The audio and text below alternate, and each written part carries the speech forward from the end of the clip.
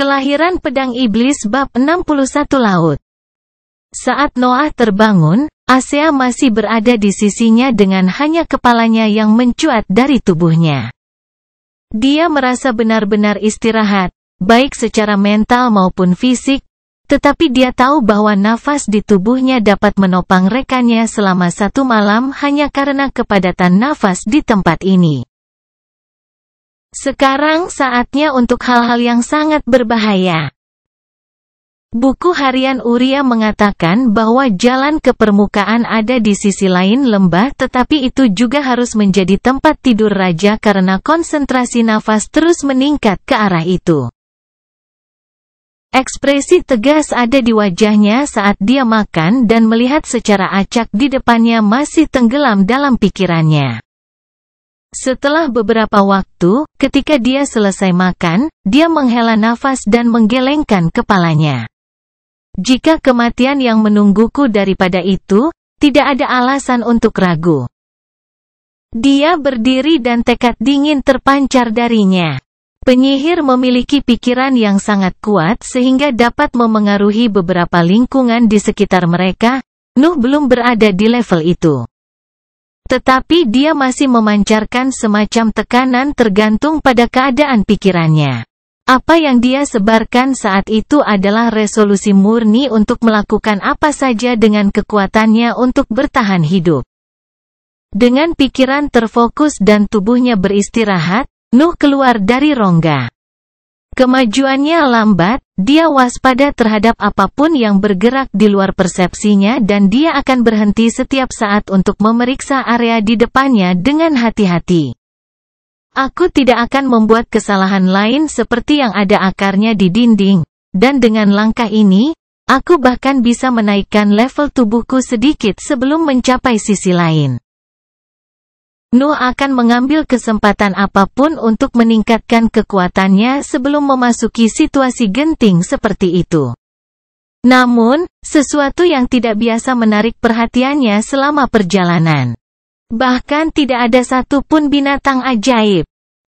Tidak ada ular yang hadir di daerah lembah ini, itu benar-benar kosong dari bentuk kehidupan binatang apapun meskipun kepadatan nafas jauh lebih tinggi dari sebelumnya. Nuh melanjutkan perjalanannya yang lambat penuh keraguan. Setiap kali dia merasa sedikit lelah dia akan mencari gua dan beristirahat, hanya untuk bergerak lagi ketika kekuatannya mencapai puncaknya. 4 hari berlalu tanpa dia menghadapi ancaman apapun. Mungkin aku beruntung dan semua binatang ajaib ada di suatu tempat sibuk dengan sesuatu. Tentu saja, bukan itu masalahnya. Ketika dia mendekati ujung lembah dan dinding sisi lainnya terlihat, Nuh melihat pemandangan yang hampir membuatnya kehilangan harapan. Bagian terakhir ngarai itu besar dengan laut bergelombang di dalamnya dan gunung putih kecil di tengahnya. Namun demikian, laut tidak terbuat dari air melainkan dari ribuan tubuh yang melata. Noah hanya bisa menatap takjub pemandangan itu. Ribuan ular peringkat 1, ratusan ular peringkat 2 dan sekitar 100 ular peringkat 3 semuanya melingkar membentuk lautan warna-warni. Aku mati jika aku masuk ke sana, dan Tian atau tidak mungkin aku bisa selamat. Nuh memperhatikan dengan penuh perhatian paket besar itu mencoba menemukan apa saja yang bisa dia gunakan dan memperhatikan beberapa detail. Mengapa mereka tampak sangat kurang gizi? Dan apakah benda di dekat gunung itu? Ular-ular itu sangat kurus.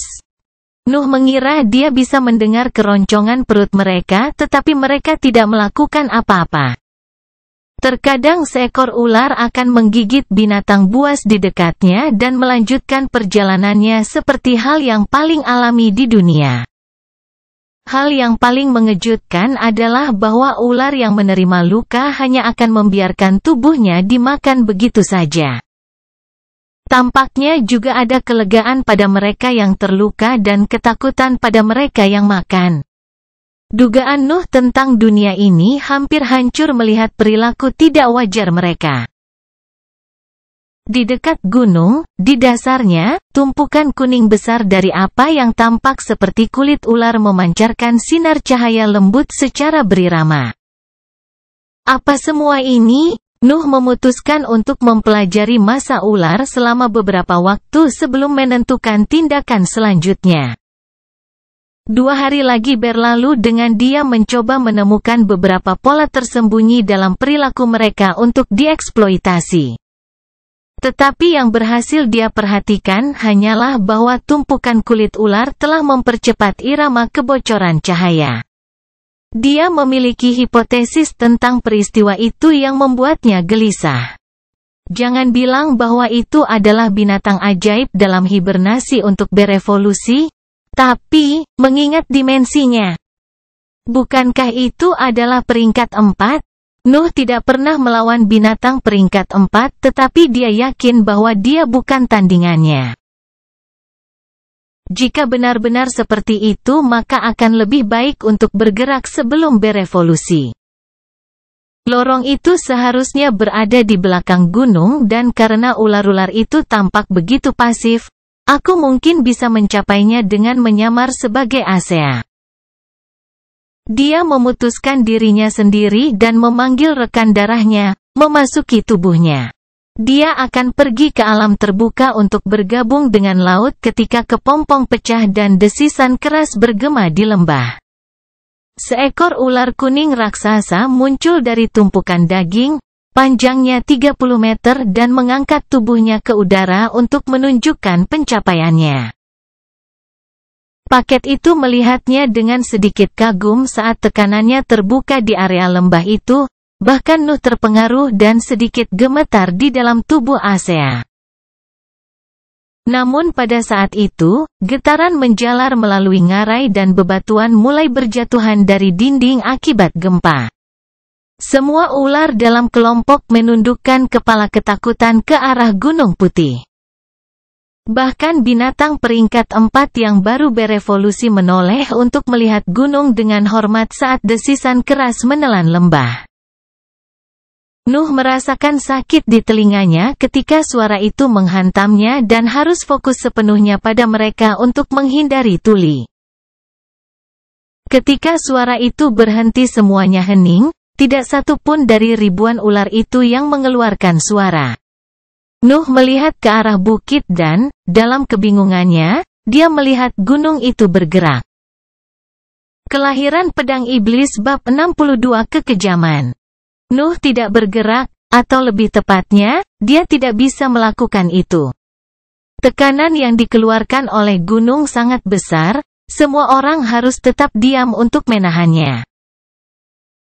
Kemudian, gunung itu memperlihatkan kepala reptil besar 7 meter yang berjalan di depan ular peringkat 4 yang baru saja berevolusi.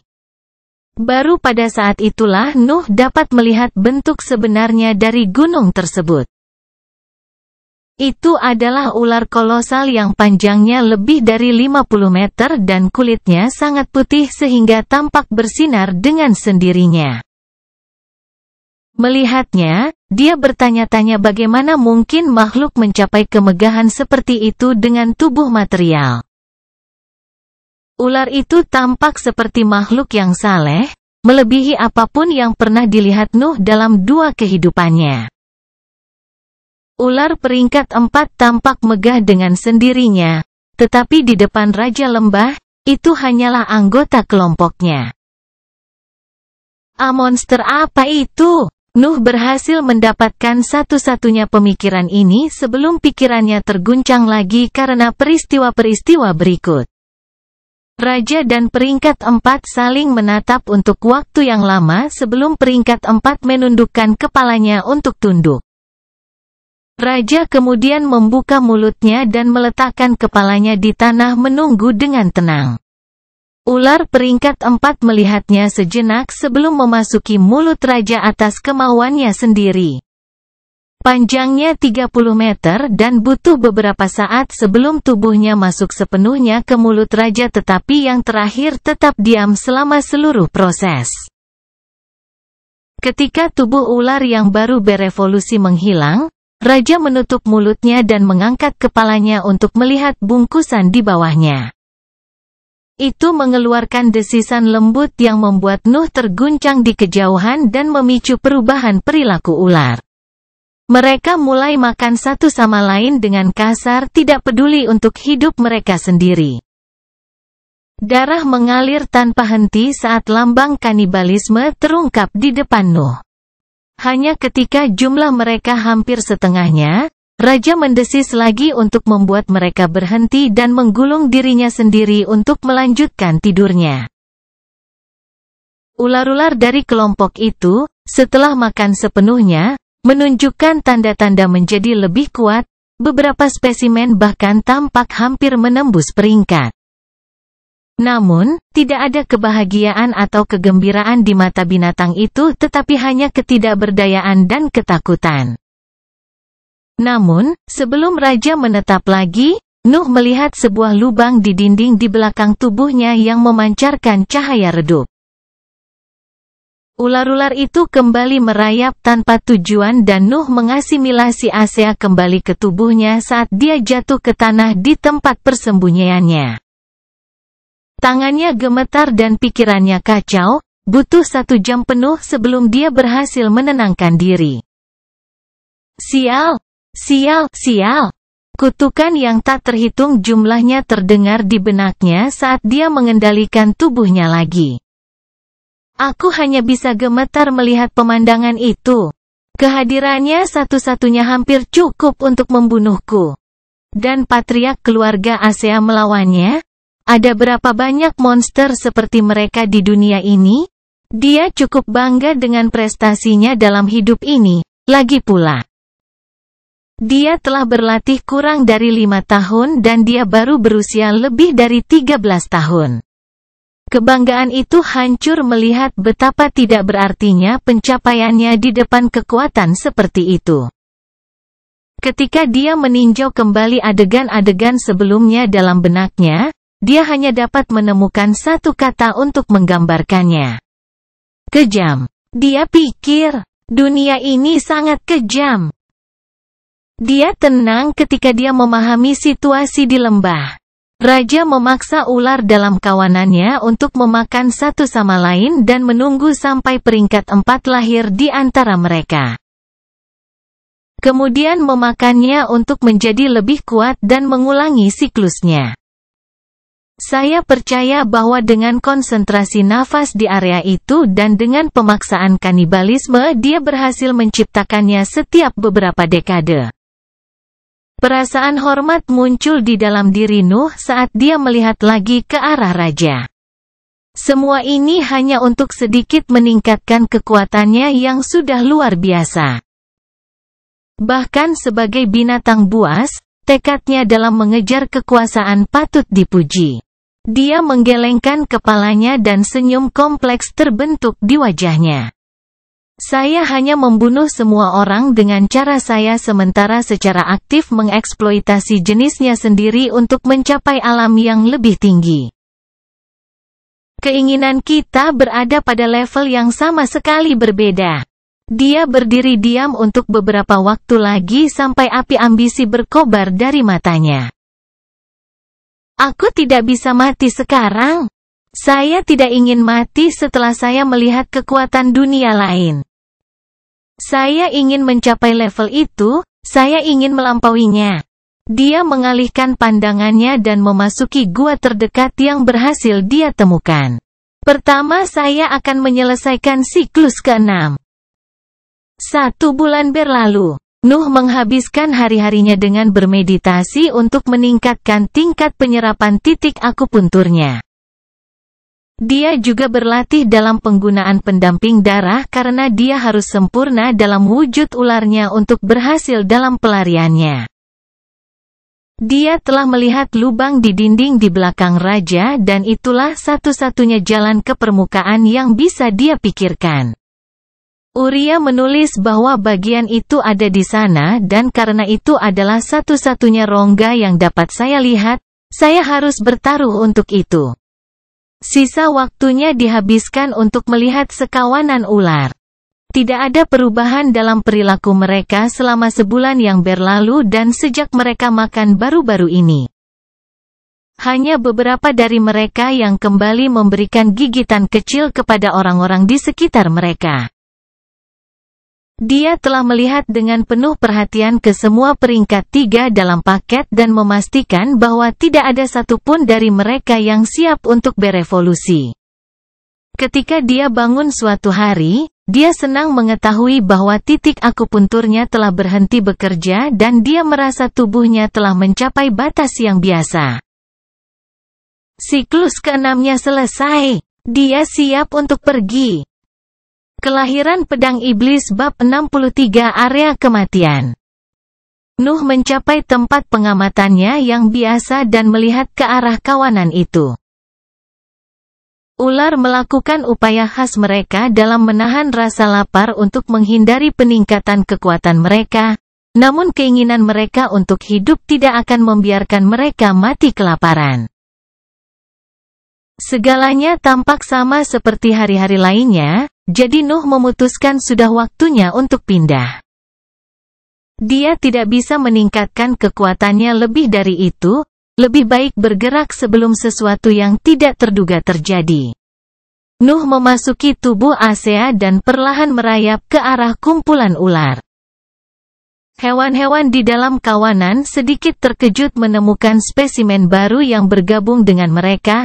Tidak ada yang akan memaksakan diri untuk menjalani kehidupan seperti mereka. Namun demikian, mereka tidak melakukan apa-apa dan hanya menonton sejenak saat ular halus hitam itu memasuki kerumunan yang melingkar. Nuh tenggelam di dalam lautan tubuh dan mulai bergerak menggunakan energi mentalnya sebagai kompas agar tidak tersesat. Dia harus mencapai tembok di ujung lembah dan dia lebih suka menghindari menabrak tubuh raja dalam prosesnya. Kemajuannya lambat karena dia lebih suka mempertahankan kecepatan yang sama dari spesimen di sekitarnya. Perjalanan Nuh melintasi lautan ular telah dimulai.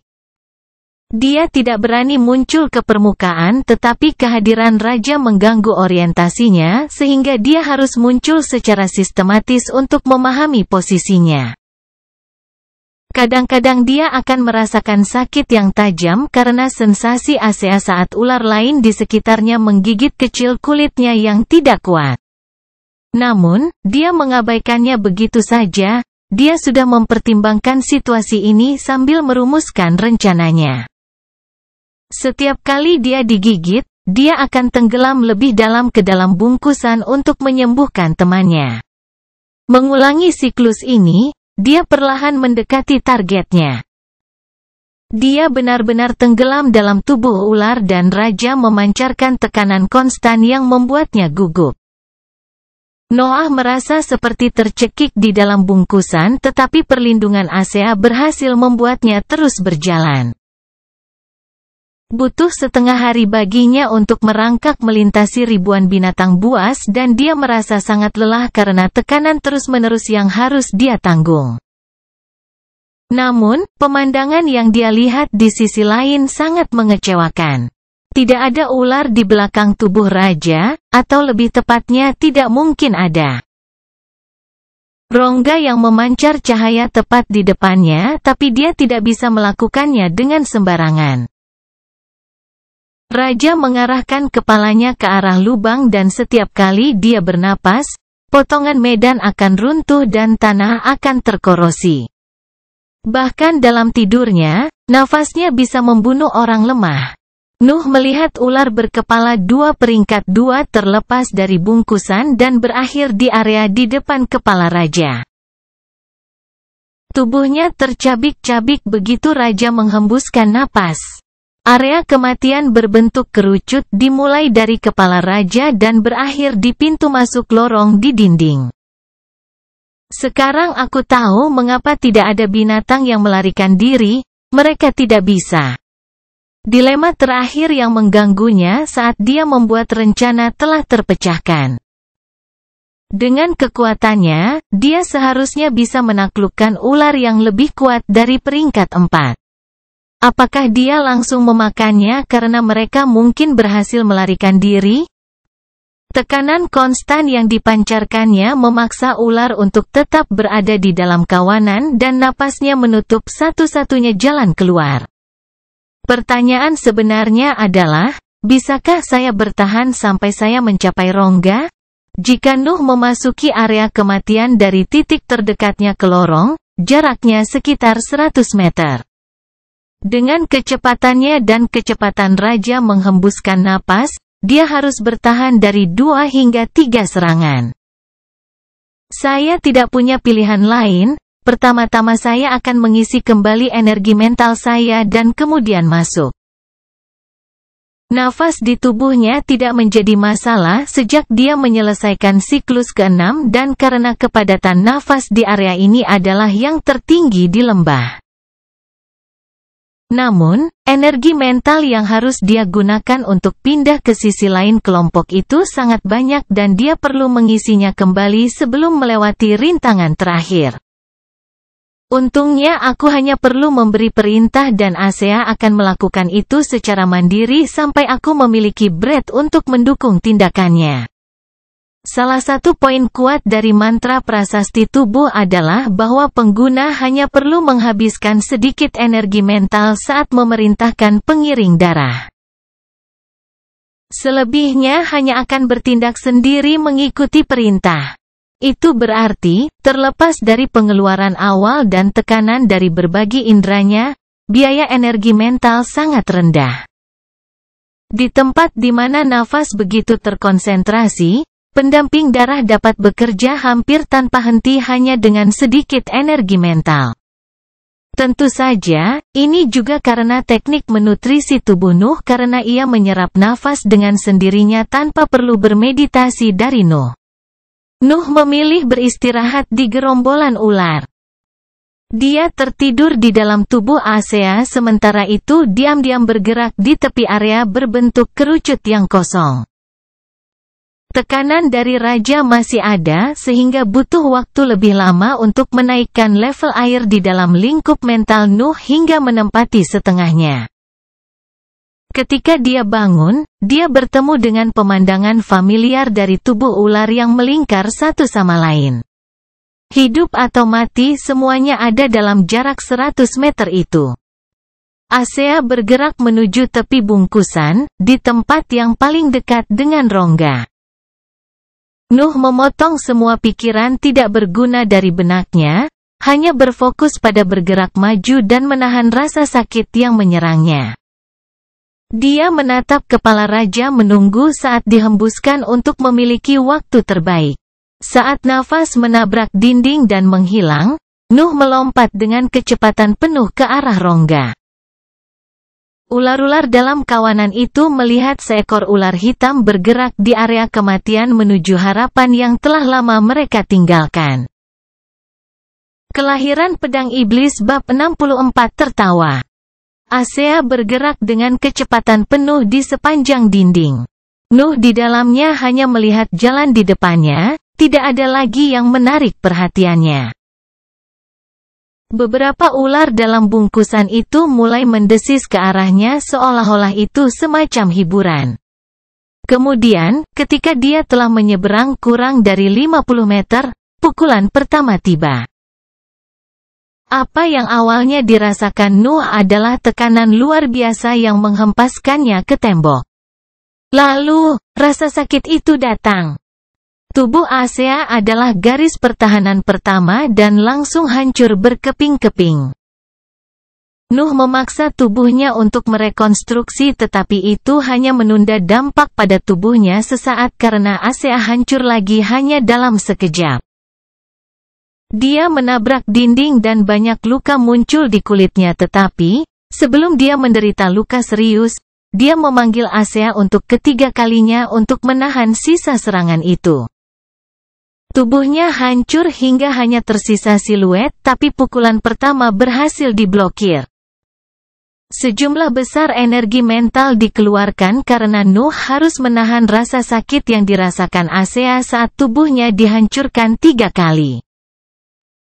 Namun, begitu rasa sakitnya berhenti, Nuh mulai berlari lagi, tidak ada keraguan dalam tindakannya. Matanya masih tertuju ke jalan dan dia meninggalkan jejak darah akibat lukanya. Dia tidak berani menggunakan Brett untuk menghentikan pendarahan karena semua itu digunakan untuk penyembuhan Asea. Kawanan binatang belum menyadari penyamarannya dan mulai mendesis liar saat melihat manusia kecil yang tersembunyi di tubuh ular itu. Seolah-olah untuk menghentikan kebisingan mereka, Raja mendengus pelan mengirim aliran udara lagi ke area di depannya. Nuh telah bergerak hanya 30 meter lagi sebelum pukulan kedua datang. Dia sekali lagi dibanting ke dinding dan lebih banyak luka muncul di tubuhnya setiap kali sosok Asea runtuh. Namun demikian, dia bertahan. Tubuhnya benar-benar merah karena kehilangan banyak darah dan luka di banyak bagian. Tetapi vitalitas tubuh peringkat 2 puncak memberinya kekuatan untuk terus berlari bahkan dalam kondisi itu. Gerakan Nuh lebih lambat dari sebelumnya, tetapi dia masih berhasil melewati 20 meter terakhir memasuki mulut rongga. Ular-ular di belakangnya mendesis semakin gila melihat bahwa dia telah berhasil mencapai rute pelarian dan mulai bergerak ke arahnya untuk mengikuti teladannya. Raja terbangun dan meraung untuk menghentikan kerusuhan kelompoknya dan gelombang kejut menghantam Nuh yang baru saja memasuki lorong. Dia belum rileks jadi tubuh Asea masih menutupinya. Tubuhnya hancur karena benturan dan sosoknya di dalam lautan kesadaran Nuh retak. Nuh merasakan sakit yang luar biasa di kepalanya sebelum terkena raungan itu. Dia tidak bisa menahan bahkan jika dia mencoba dan tubuhnya dikirim terbang di sepanjang lorong. Darah keluar dari mulut, telinga, dan matanya. Tetapi yang bisa dia lakukan hanyalah melindungi kepalanya untuk menghindari kerusakan fatal. Dia membanting berulang kali di dinding di depannya tetapi kekuatan raungan terus mendorongnya ke depan dan dia impoten di depan kekuatannya. Kemudian, dia menabrak lagi tetapi kali ini bebatuan di tembok itu cukup lunak untuk dia gali. Tubuhnya membuat lubang kecil menembus bebatuan dan akhirnya berhenti. Tidak ada suara yang keluar dari lubang karena Noah pingsan akibat benturan terakhir. 2 hari berlalu sebelum Nuh membuka matanya. Pandangannya mendung dan dengungan konstan menyerbu telinganya. Butuh beberapa saat baginya untuk mengingat situasinya dan senyum cerah muncul di wajahnya ketika dia mengerti bahwa dia telah selamat. Kemudian dia tertawa keras tetapi harus segera berhenti karena gelombang rasa sakit menghantamnya saat dia bergerak. Saya tidak ingin melihat ular lagi dalam hidup saya. Setelah memikirkan itu, dia pingsan lagi. 1 bulan kemudian, di daerah dekat tebing Twilboya, lapangan yang penuh dengan bunga-bunga bersinar terbentang sejauh 200 meter. Tempat ini disebut Ladang Iano karena bunga langka yang tumbuh di sana. Bunga Iano tidak berguna bagi para pembudidaya tetapi sangat dihargai oleh pasangan karena mereka memiliki kemampuan untuk mengumpulkan sinar matahari membuat sosok mereka sendiri bersinar. Pada malam hari, mereka menyerupai bintang yang memberikan suasana romantis pada pemandangan. Sebuah keluarga bangsawan berukuran kecil bernama Wilford memiliki ladang ini dan menggunakannya sebagai penghasilan kecil. Menjual hak untuk bermalam di tempat itu kepada siapa saja yang mampu membelinya. Seorang penjaga keluarga Wilford menguap dengan malas di dekat pagar yang menentukan pintu masuk ke lapangan dan barisan petani dan orang kaya sedang menunggu saat mereka untuk masuk. Saat antrean berlanjut, penjaga menaikkan harga jalan masuk yang menimbulkan kemarahan para pelanggan. Namun, setiap kali seseorang mencoba mengeluh, dia akan dengan bangga menunjukkan dadanya di mana lambang keluarganya berada dan berkata dengan angkuh, "Apakah kamu mengatakan bahwa aku, seorang penjaga terhormat dari keluarga Wilford, akan berani mengambil untung dari rakyat jelata? Ini adalah garis yang banyak dia latih untuk menutup keluhan tentang sikapnya, lagi pula keluarga kecil masih keluarga bangsawan. Namun kali ini, sesuatu yang tidak terduga terjadi segera setelah dia mengatakan itu.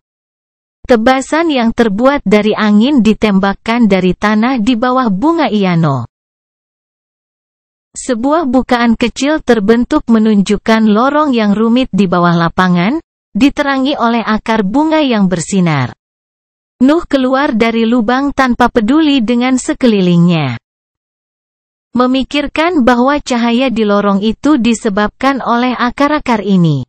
Dia hampir telanjang, hanya beberapa helai pakaian yang tersisa di bagian bawah tubuhnya. Dia melihat sekelilingnya dan menemukan penjaga dengan mulut terbuka melihat ke arahnya. Nuh mengangkat pedang di tangannya untuk menunjuk ke arahnya dan berbicara dengan suara tenang. "Hei kamu, di mana tempat ini?" Kelahiran Pedang Iblis bab 65 peringkat 5. Sebuah gerbong dengan lambang keluarga Winford bergerak ke arah rumah besar Balvan. Ketika Nuh keluar dari tanah, penjaga itu ingin mendapatkan pengembalian uang atas kerusakan yang dia timbulkan di lapangan, tetapi cukup menyebutkan nama Balvan untuk menerima permintaan maafnya dan tumpangan pulang. Itu dan sedikit ancaman tentunya. Perjalanan itu diterima dengan senang hati oleh Nuh karena dia belum pulih sepenuhnya dari luka-lukanya. Dia telah memutuskan untuk keluar dari lorong di lembah segera setelah dia bisa bergerak karena takut akan raungan lain dari raja. Keluarga itu bahkan memberinya satu set pakaian baru sehingga dia bisa menyembunyikan lagi cincin luar angkasanya di sana. Selama perjalanan, dia lebih fokus untuk menyembuhkan sosok Asea yang retak di lautan kesadarannya dan ketika dia tiba di mansion dia kembali dengan kekuatan penuh. Melihat rumahnya dia tidak bisa menahan senyum sedikit. Akhirnya aku kembali ke masa lalu sedikit, sekitar 2 minggu setelah Nuh jatuh di ngarai. William sedang membaca laporan di gedung penjaga. Saat dia terus membaca, tangannya mulai gemetar dan ekspresi marah terbentuk di wajahnya. Kemudian, bacaan berhenti dan lembaran yang dipegangnya hancur. Para bangsawan sialan, mereka mengirim Nuh ke dalam perangkap. Dia buru-buru pergi keluar mansion dan berlari ke arah tebing Twilboya. Butuh waktu seminggu baginya untuk mencapai ngarai, tetapi yang dia lihat hanyalah mayat dan sisa-sisa pertempuran. Dia mencari di semua tubuh tetapi dia tidak dapat menemukan tubuh Nuh. Laporan itu mengatakan bahwa karavan itu diserang di sini tapi dia tidak ada di antara mayat-mayat itu. Dia tenggelam dalam pikirannya saat dia menganalisis situasinya. Tidak mungkin dia disandera oleh keluarga Lansai, mereka tidak berguna baginya. Tapi di mana dia? Tatapannya akhirnya jatuh ke tebing dan mata William membelalak. Jangan bilang bahwa dia memutuskan untuk melarikan diri di ngarai. Itu adalah salah satu zona bahaya di daerah ini. Dia mendekati tebing dan menatap ruang di bawahnya, hanya kabut memenuhi bidang pandangnya. Jika kamu benar-benar ada di sini, semoga surga mengasihani kamu, muridku tersayang.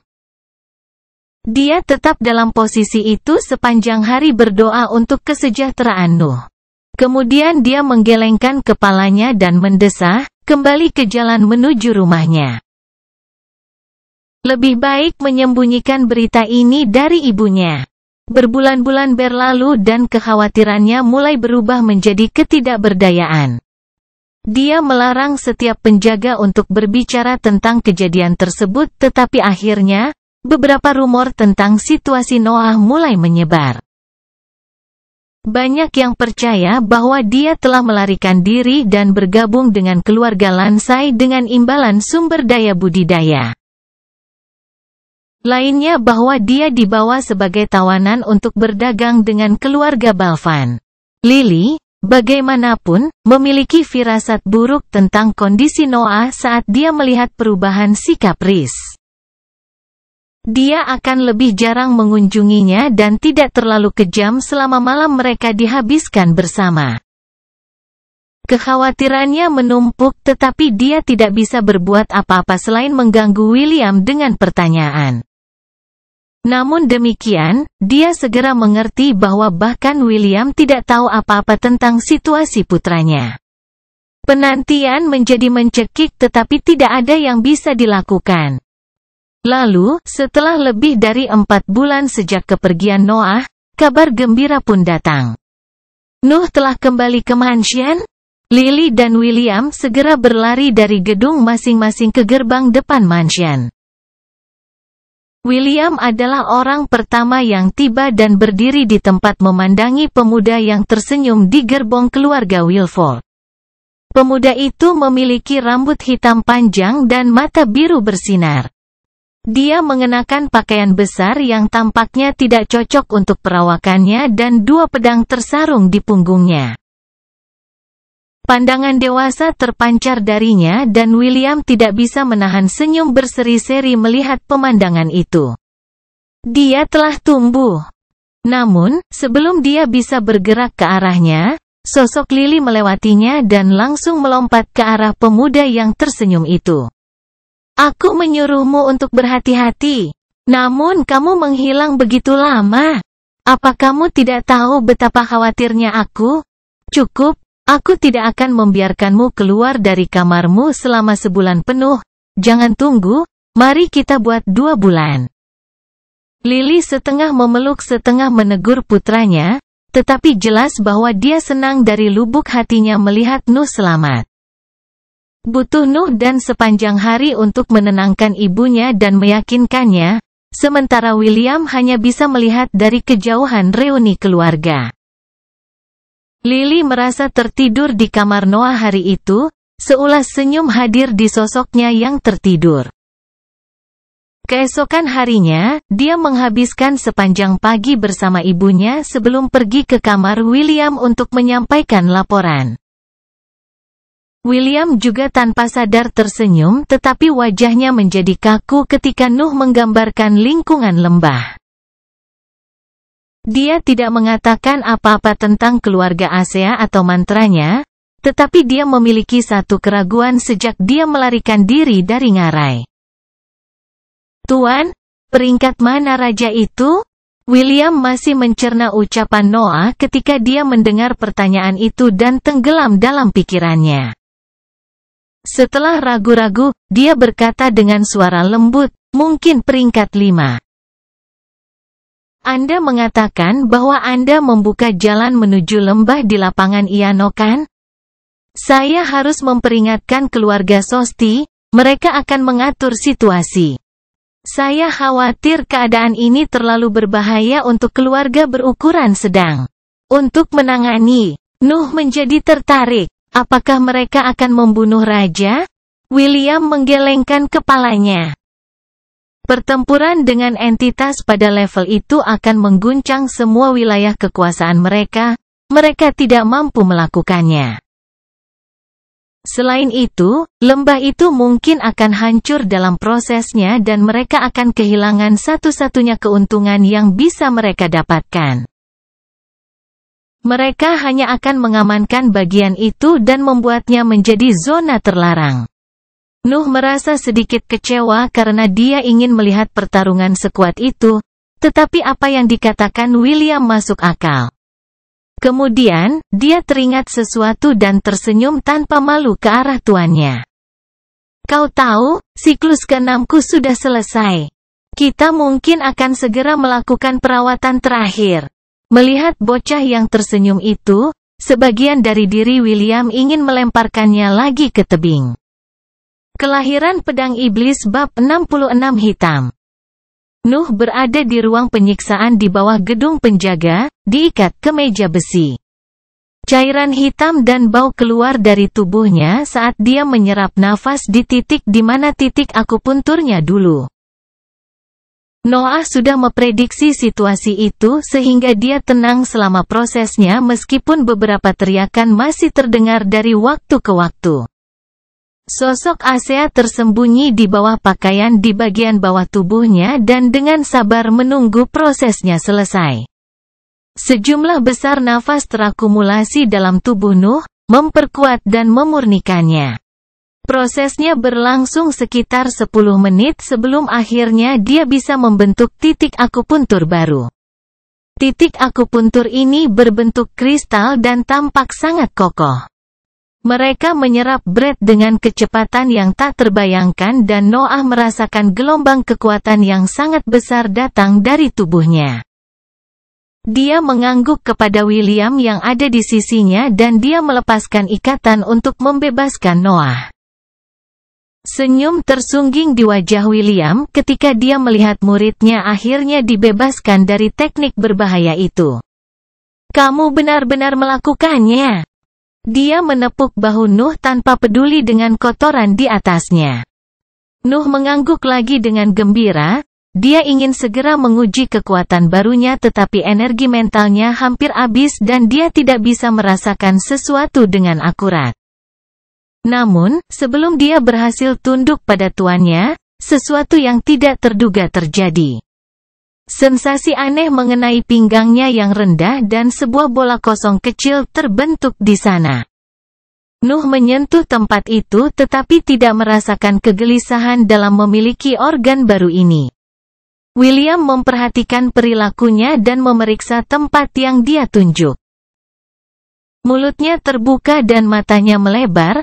Dia meletakkan satu tangan di kepalanya dan berseru dengan suara lembut. Itu tidak mungkin. Nuh melihat ekspresi tuannya dan bingung, kemudian sebuah ide muncul di benaknya dan dia juga melebarkan matanya. Jangan bilang, William mengangguk dan dengan hati-hati memeriksa tempat itu lagi. Dantianmu terbentuk. Nuh tercengang tapi kemudian dia bersorak keras.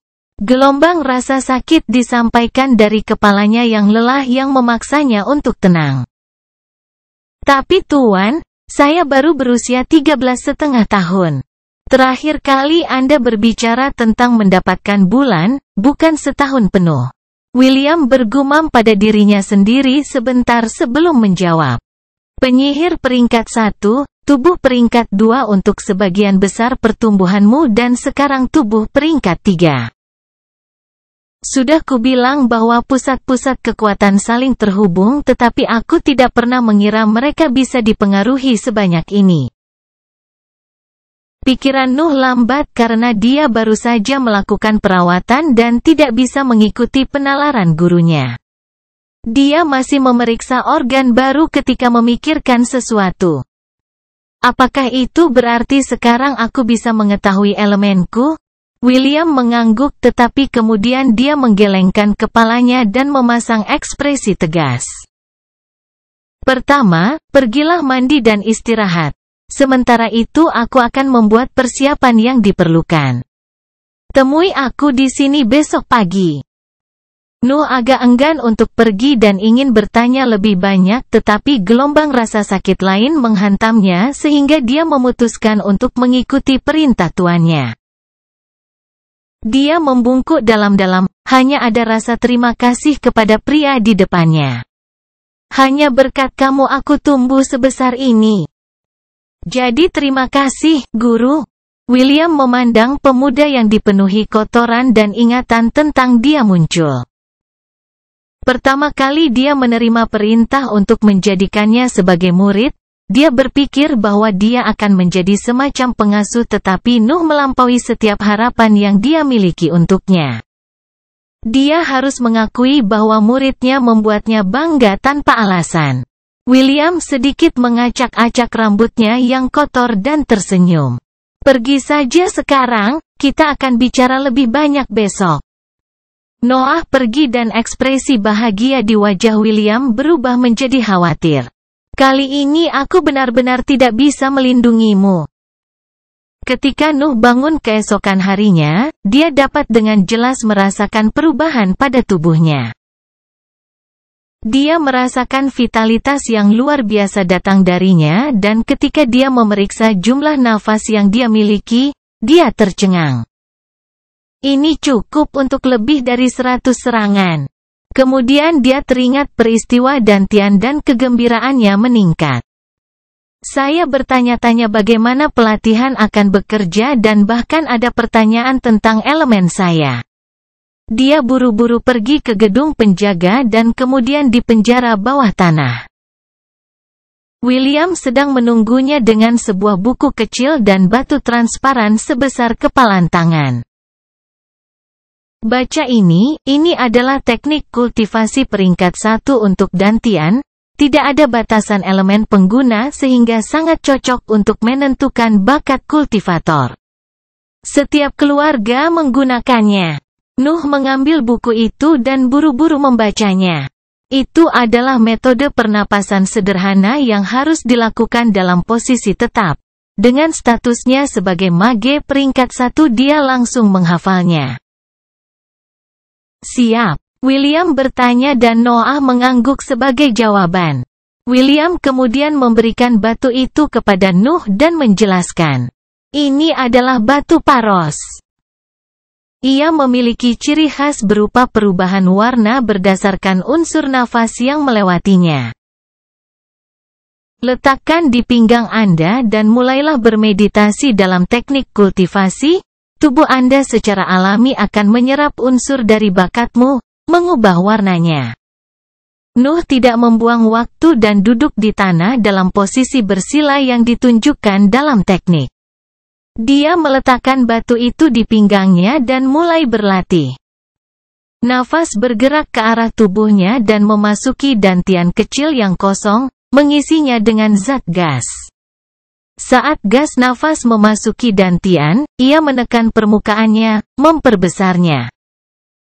Langkahnya lambat tapi juga santai, Noah merasa sedikit lebih segar setiap kali dantiannya diisi. Setelah sekitar 1 jam, suara William terdengar. Kamu bisa berhenti. Nuh menatap wajah tuannya dan melihat bahwa dia memiliki ekspresi khawatir. Kemudian dia menurunkan pandangannya pada batu di pinggangnya. Batu paros benar-benar hitam. Kelahiran pedang iblis bab 67 dantian. Nuh menatap batu hitam itu beberapa saat sebelum mengangkat pandangannya ke arah tuannya. Maksudnya itu apa? William masih memiliki ekspresi khawatir ketika dia menjawab. Kegelapan. Nuh terkejut tapi senang. Aku memiliki salah satu elemen paling langka, bukankah itu berarti potensiku terjamin? Namun, ketika dia menyadari hal ini dia menjadi khawatir juga. Bukankah ini menyiratkan bahwa lingkaran dalam akan mencoba menekanku? Dia memandang William dan berbicara dengan suara memohon. Bisakah kita menyembunyikan berita ini dari lingkaran dalam? William menggelengkan kepalanya. Batu paros cukup langka sebagai mineral. Itu harus diberikan kembali kepada keluarga untuk membersihkannya dari Brett yang mencemarinya untuk digunakan lagi di masa depan. Kemudian dia menundukkan kepalanya dan melanjutkan. Sebenarnya, saya sudah melaporkan bahwa dantian Anda telah terbentuk. Saya perlu menyebutkan nama kultivator yang harus saya uji untuk meminjam batu itu. Nuh tenggelam dalam pikirannya. Jadi mereka akan dapat membedakan elemen saya segera setelah mereka mendapatkan batu itu kembali. Saya punya firasat buruk tentang hal ini. Nuh menghela nafas dan kemudian mengembalikan batu paros itu kepada William. Dia menyimpannya dan kemudian duduk di depan muridnya. Jangan terlalu memikirkan hal-hal yang tidak bisa kamu kendalikan. Untuk saat ini, fokus saja pada dantianmu, aku masih harus menjelaskan cara kerjanya. Nuh mengangguk dan mendengarkan gurunya dengan penuh perhatian. Secara umum, peringkat seorang kultivator ditentukan oleh tahap dantiannya berada. Saya adalah penyihir peringkat 3 dengan tubuh peringkat 4 dan dantian peringkat 3. yang menjadikan saya seorang kultivator peringkat 3. Nuh kagum. Dia tahu bahwa tuannya kuat tetapi dia tidak membayangkan dia sekuat ini. Dantian adalah tempat kita menyimpan sebagian besar napas kita. Tetapi nafas adalah energi yang terlalu kuat untuk ditangani oleh tubuh normal. Katakan padaku, apa yang akan terjadi jika kamu mengumpulkan terlalu banyak kekuatan dan kamu tidak dapat menahannya, dia? Jawaban Nuh segera, kamu akan meledak. William mengangguk dan melanjutkan penjelasannya. Tepat. Saya harus mengatakan bahwa jika keluarga tidak memberi saya teknik menutrisi tubuh peringkat 4, saya masih akan terjebak pada tahap terakhir dari dantian peringkat 2. Itu tentang berapa banyak yang bisa ditangani oleh tubuh peringkat 3. Dia terdiam sejenak untuk menyortir pikirannya dan kemudian melanjutkan. Setiap peringkat dantian memiliki 3 tahap, gas, cair, dan padat. Setiap tahap jauh lebih kuat dari yang sebelumnya. Pelatihan dantian terdiri dari 2 tahap, akumulasi dan kompresi. Pertama, Anda mengakumulasikan breath dan perbesar dantian hingga potensi maksimalnya, lalu Anda tekan untuk membuat nafas di dalamnya berubah keadaan. Prosesnya tidak semudah kelihatannya dan pembudidaya biasanya memiliki pil untuk membantu mereka dalam tahap lanjut. Sebenarnya, melewati tahap fase kompresi melelahkan bagi dantian dan kegagalan bahkan dapat merusaknya secara permanen. Ingatlah untuk tidak pernah mencoba menerobos jika Anda tidak memiliki energi mental yang diperlukan atau beberapa pil. Nuh mempertahankan ekspresi tenang tetapi di dalam dia bersorak. Sekarang saya tahu cara menggunakan pil bumi.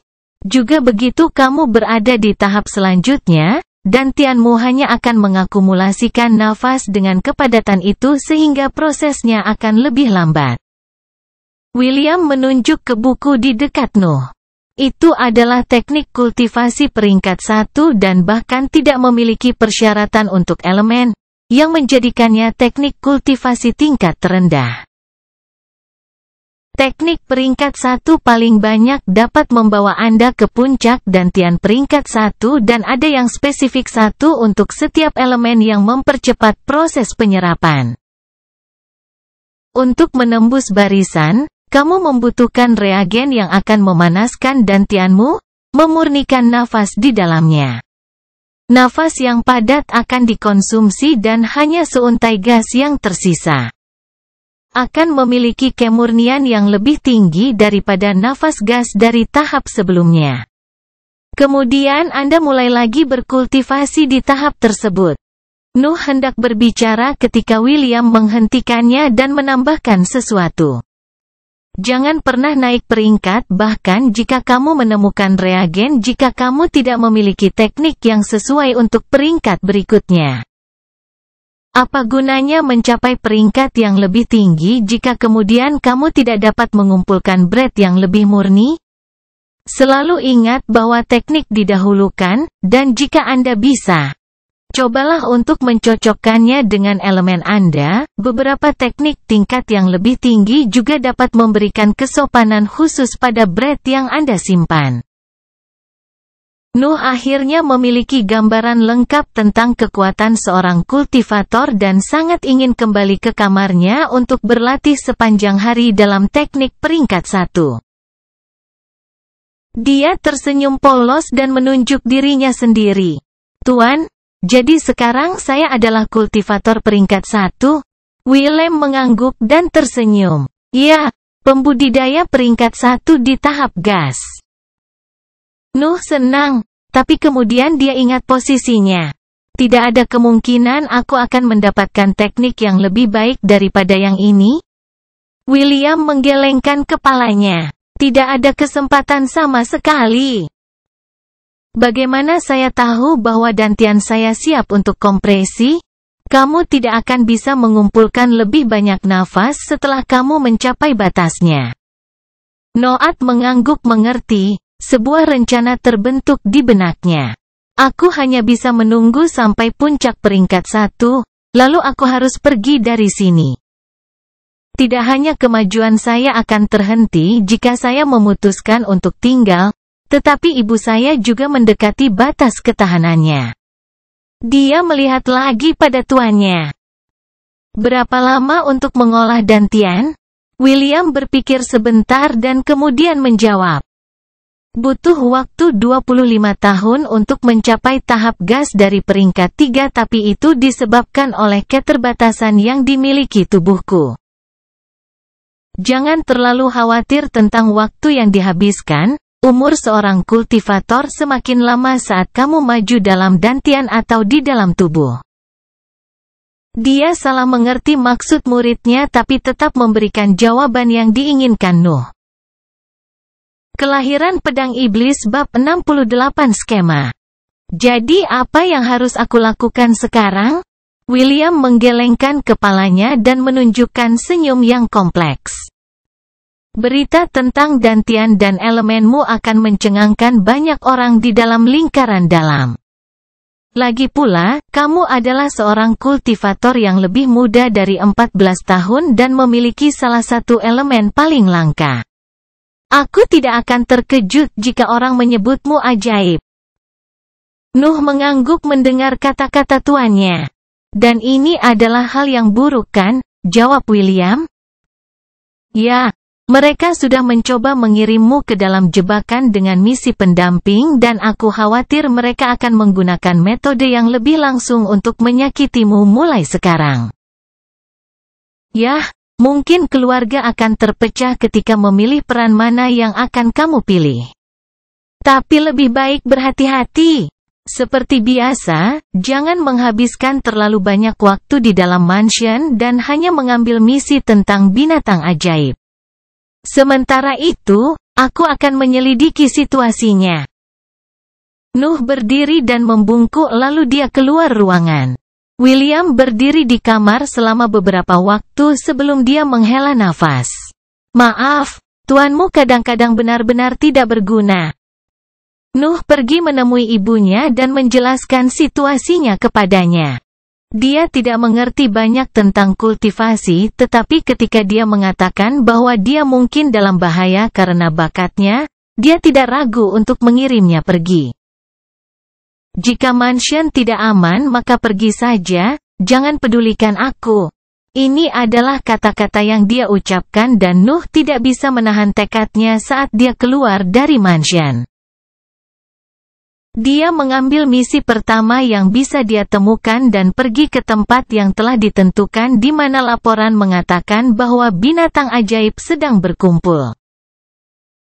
Binatang buas itu semuanya peringkat 2, butuh waktu kurang dari 5 menit untuk memusnahkan paket mereka. Rank 2 bis tidak bisa melakukan apa-apa sekarang setelah tubuhku maju dan nafas di dalamnya berada pada level yang sama dengan yang ada di dantianku. Tampaknya bagian tersulit dalam menumbuhkan dantian adalah nafas yang diperlukan untuk memperbesarnya, sementara hanya mengisinya kembali tidak memakan banyak waktu. Dia bereksperimen dengan kekuatan barunya dan benar-benar puas. Dantiannya masih kecil tapi dia bisa merasakan bahwa kapasitas maksimumnya jauh lebih tinggi daripada salah satu tubuhnya, dan ini tanpa mempertimbangkan panggung tempat dia berada. Benar-benar ada perbedaan besar. Jika saya tidak berlatih di penempaan 7 neraka, saya khawatir saya tidak dapat bertahan lebih dari 5 bentrokan melawan seorang kultivator sejati. Sekarang kelemahan saya hilang, saya hanya perlu berkultivasi dan saya akan bisa bertarung untuk waktu yang lama. Keuntungan memiliki dantian tidak berhenti di situ, tetapi tubuh Noah terlalu kuat untuk dia rasakan perubahan positif lainnya. Nuh memutuskan untuk menghabiskan beberapa malam di luar mansion untuk fokus pada organ barunya. Misi adalah alasan yang tepat untuk ketidakhadirannya. Sementara itu, William sedang berlutut di lantai aula yang mewah. Aula itu besar, seluas seluruh lantai gedung penjaga, dan banyak lukisan serta benda berwarna-warni terpampang di dindingnya. Di depannya, banyak kursi luas diletakkan di atas tangga marmer pendek, membuat mereka yang duduk di atasnya memandang rendah siapapun yang meminta kehadirannya. Thomas Balvan duduk di kursi tengah, dengan hati-hati memeriksa sebuah batu hitam. Setelah beberapa waktu, dia menurunkan batu itu dan melihat ke arah wakil kapten yang sedang berlutut. Apakah kamu mengatakan bahwa bajingan Rhys tidak hanya mengembangkan dantian sebelum usia 14 tahun, tetapi juga dari elemen kegelapan? Jawaban William langsung dan lantang. Ya, Tuan Patriark, saya sendiri ada di sana ketika dia melakukan tes dengan batu paros. Thomas berpikir sejenak dan kemudian dia mengangguk. Aku sudah memutuskan, tidak ada yang diizinkan melakukan apapun pada anak itu, mari kita lihat bagaimana dia berkembang. Apakah kamu mengerti aku, Rhys? Aku tidak ingin melihat skema lain dilakukan di belakangku. Rhys duduk di salah satu kursi di sisi Thomas dan mendengar kata-katanya, dia berdiri dan membungkuk. Aku mengerti ayah. Thomas kemudian melambaikan tangannya dengan santai. Pertemuan selesai, kamu bisa pergi. Mendengar kata-katanya, semua orang berdiri dan membungkuk, kembali ke tugas mereka. William merasa lega mendengar kata-kata Patriark saat dia kembali ke lingkaran luar. Namun, tidak semua orang di keluarga Balvan senang dengan watak tersebut. Di ruangan lain di dalam lingkaran dalam, menabrak, sebuah meja besar dan tampaknya mahal dihancurkan oleh pukulan Rhys. Brengsek, dia anakku, aku bisa melakukan apapun yang aku mau dengannya. Dia melihat ke meja yang rusak dan memusatkan pandangannya padanya. Meja terbakar dan menjadi abu. Sedikit keringat muncul di wajah Rhys yang membuatnya semakin marah. Brengsek. Siapa yang dia pikir dia tumbuh begitu cepat? Putra pelacur itu harus selalu lebih lemah dari putra dan putri yang diberikan Rebecca kepadaku. Dia duduk di bantal di lantai untuk menenangkan diri. Rhys Balvan adalah yang terlemah dalam keluarganya. Karena dia memiliki semua yang dia inginkan, dia tidak pernah peduli tentang pelatihan. Namun, keturunan yang dia buat dengan istrinya yang sudah meninggal, Rebecca, telah mengambil sikapnya yang riang dan tidak mau menghabiskan terlalu banyak waktu untuk berkultivasi. Rhys sudah menyerah pada gagasan untuk menggantikan ayahnya karena kedua kakak laki-lakinya adalah kandidat yang jauh lebih baik. Namun dia tidak dapat menerima bahwa anak haramnya bisa menjadi seseorang yang penting dalam keluarga ketika yang lain tidak bisa. Dia berpikir sejenak sebelum matanya mulai memancarkan cahaya dingin. Aku tidak bisa menyakitimu, tapi aku bisa memastikan bahwa kamu tidak akan pernah setia kepada keluarga dan kemudian aku akan menunggu dengan sabar kesalahanmu. Saya tidak sabar untuk melihat sosok menyedihkan Anda dikejar oleh pengawal pribadi kami. Dia berdiri dan berteriak seolah tidak kepada siapapun. Wayne, aku akan pergi ke lingkaran luar, jaga anak-anakku. Seorang penjaga muncul entah dari mana dan setengah berlutut mengikuti arus. Baik tuanku. Kelahiran Pedang Iblis bab 69 Bunga Bakung. Di dalam gedung tamu, di kamar Lily. Lily sedang memegang cermin kecil untuk memeriksa riasannya. Dia akan melakukan tindakan ini setiap kali dia merasa Rhys akan datang. Dia akan curhat padaku, dia selalu begitu. Lily tidak pernah mendapat kesempatan untuk belajar karena dia berasal dari keluarga miskin. Namun, kecantikannya terkenal, bahkan menarik perhatian para bangsawan. Begitulah cara dia bertemu Rhys dan berhasil tinggal di mansion Balvan. Dari sudut pandang rakyat jelata, dia diberkati dan dia juga merasakannya sebelum Nuh lahir. untuk berpikir bahwa kebahagiaan seperti itu bisa berubah menjadi begitu banyak rasa sakit. Dia tahu bahwa putranya luar biasa. Dia mungkin tidak tahu apa-apa tentang kultivasi, tetapi dia yakin Nuh akan menjadi seseorang yang penting di masa depan. Saya masih ingat ketika dia berusaha keras untuk belajar berjalan. Bagaimana mungkin seorang bayi memiliki tekad seperti itu? Dia tersenyum ketika dia mengingat adegan dari masa mudanya. Kamu telah bekerja sangat keras, dan aku tahu kamu menyembunyikan banyak hal dariku. Kamu bahkan bukan laki-laki tapi kamu sudah ingin melindungiku. Dia menggelengkan kepalanya. Dia tahu bahwa Noah peduli padanya, bahwa dia selalu memeriksa tubuhnya setiap kali mereka bertemu. Dia tahu bahwa bagian dari kepribadian pekerja kerasnya adalah karena situasinya. Dia kemudian ingat malam pertama Nuh menghabiskan pelatihan di Rune Kesier, wajahnya yang pucat, matanya yang merah. Berapa malam kamu berakhir seperti itu? Berapa kali Anda berakhir lebih buruk dari itu? Astaga, betapa cerobohnya anakku. Dia memindahkan cermin untuk menunjuk ke pipi kanannya, beberapa memar masih sembuh di tempat itu. Aku tidak pernah memberitahumu bahwa ayahmu memukulku untuk menyakitimu. Semua yang dia lakukan adalah untuk menghancurkan hidup Anda. Saya hanya alat untuk tujuan ini dan tampaknya metodenya berhasil. Dia mendesah. Apa yang paling dia pelajari sejak dia datang ke mansion adalah kepribadian Rhys. Dia hampir bisa memprediksi seperti apa setiap tindakannya.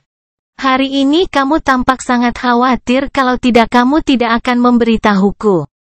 Artinya, respon Rhys akan lebih keras. Tapi jangan khawatir, aku mungkin tidak berguna sebagai seorang ibu, tetapi akhirnya aku memiliki keberanian untuk berhenti menjadi bebanmu. Dia melempar cermin itu ke lantai, menghancurkannya. Kemudian dia mengambil 2 pecahan tajam dan menyembunyikannya di lengan bajunya.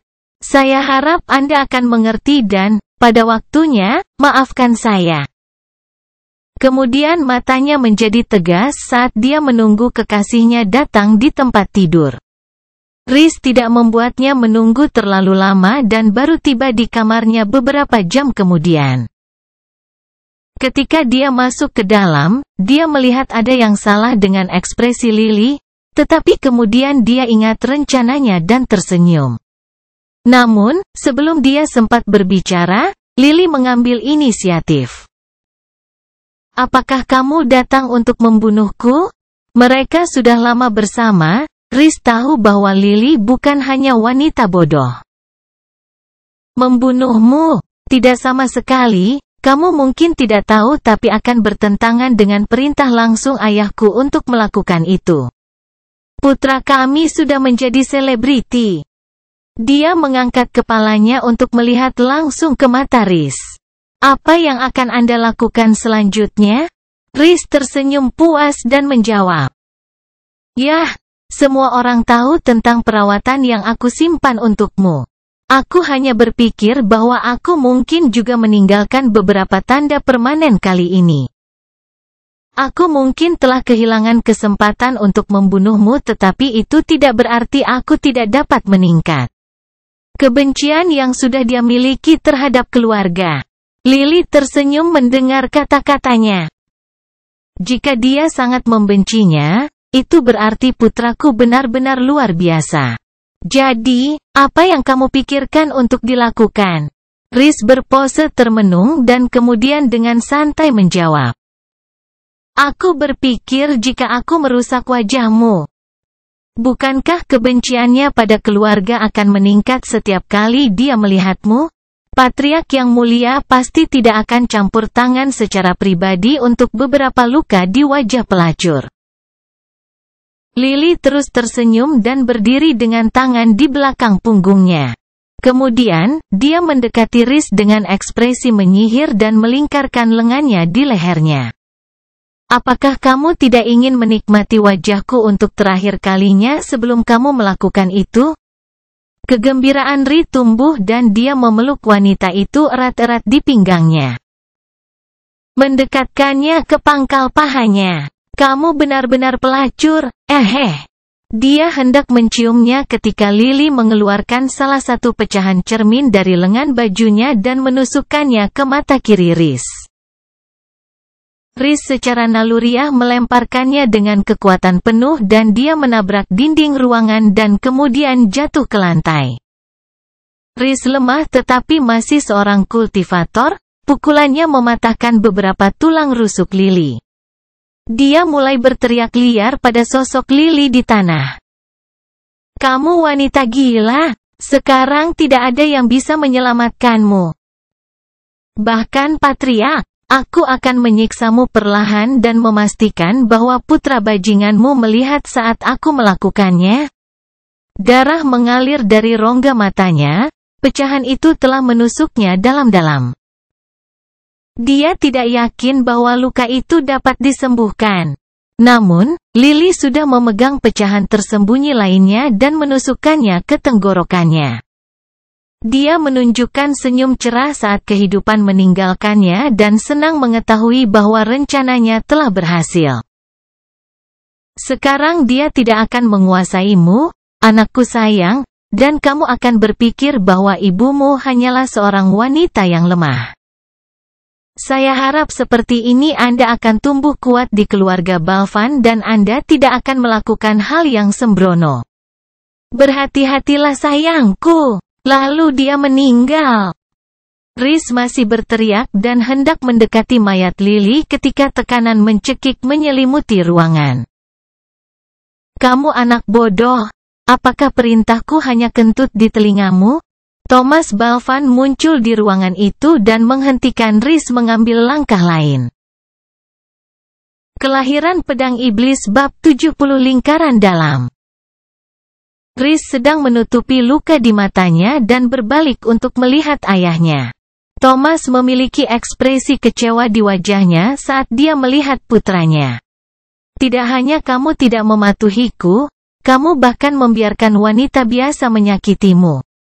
Sebagai seorang kultivator, kamu benar-benar gagal. Riz mulai mengeluh. Tapi ayah, pelacur itu menyerangku. Dia tidak dapat melanjutkan berbicara karena lebih banyak tekanan diterapkan oleh Thomas. Jika dia tidak ingin putranya berbicara, maka Riz tidak dapat berbicara. Katakan padaku, apa yang membuat sebuah keluarga menjadi keluarga yang mulia? Riz telah dididik selama bertahun-tahun sehingga dia tahu apa yang ingin dikatakan ayahnya. Dia menundukkan kepalanya dan menjawab dengan suara lembut. Kekuatan. Thomas mengangguk. Benar. Kakak-kakakmu mengerti itu dan bekerja keras untuk menjadi kuat. Mereka bahkan memaksa anak-anak mereka untuk berlatih demi mempertahankan kekuatan keluarga. Kamu malah. Dia menggelengkan kepalanya dan melanjutkan. Kamu terlalu memanjakan keturunanmu tapi tidak apa-apa, kamu tidak benar-benar menyakiti keluarga.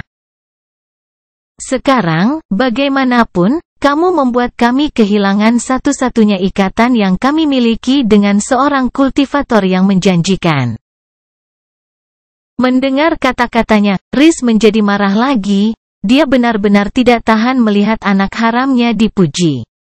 Dia harus menahan perasaannya, dan dia membungkuk sedikit sambil mengajukan pertanyaan. Apa yang kamu ingin aku lakukan? Thomas memijat pelipisnya dan mendesah. Aku mungkin bisa menyembuhkan matamu, tapi aku tidak akan melakukannya. Anak itu membutuhkan bukti bahwa kamu dihukum. Adapun pengaturan lainnya, aku akan mengurusnya sendiri. Selain itu, tidak ada yang diizinkan untuk menyentuh apapun pada matamu. Lantai ini, biarkan cucuku memutuskan bagaimana menafsirkan situasinya. Nuh tidak tahu apa-apa tentang apa yang terjadi di mansion dan terus berlatih dan bertarung. Seminggu telah berlalu sejak dia keluar dan dia akhirnya merasa terbiasa dengan kekuatan barunya. Dantiannya telah membesar sedikit tetapi dia merasa terlalu dini untuk menunjukkan kekuatannya. Namun ada satu hal yang mengganggunya. Aku sudah ingin mengganti teman darahku. Sekarang tubuhnya sejajar dengan Asea, tapi itu bukan batas tekniknya. Jika dia bisa menemukan binatang ajaib peringkat 3 dari elemen kegelapan, kemampuan bertarungnya akan meningkat pesat. Sayangnya saya tidak benar-benar tahu di mana menemukannya.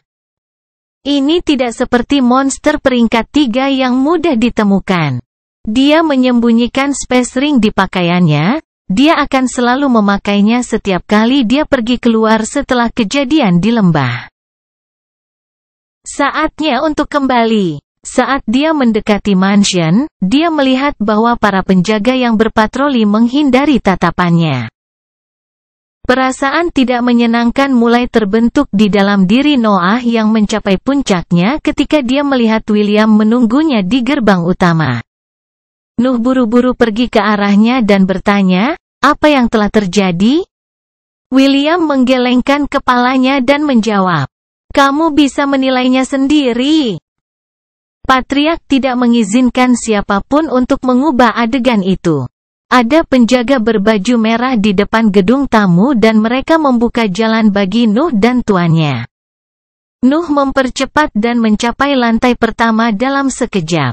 Ketika dia melihat pemandangan yang ditampilkan, dia merasa benar-benar tidak memiliki kekuatan apapun. Mayat ibunya tergeletak di tanah, tenggorokannya diiris dan ada pecahan cermin di dalamnya. Dia akan marah dan bertanya sesuatu ketika dia melihat senyum di wajahnya. Dia mendekati mayat itu tanpa mempedulikan bau busuk yang keluar karena pembusukan dan berlutut di depannya. William mulai berbicara pada saat itu. Dia bertemu dengan ayahmu 1 minggu yang lalu.